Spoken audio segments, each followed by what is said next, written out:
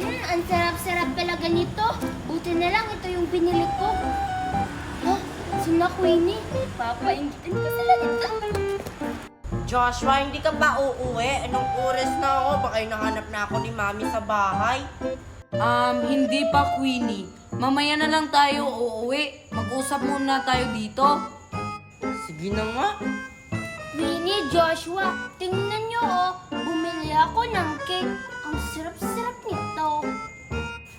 Ano naman kung may cake ka? Hindi naman yan masarap. At saka, marami naman akong ganyan dun sa bahay Andito na naman si Nicole. Magpapaingkit na naman ang pagkain.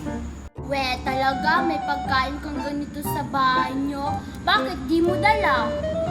Ano naman kung di ko dala yung mga pagkain ko dun sa bahay? Wala lang.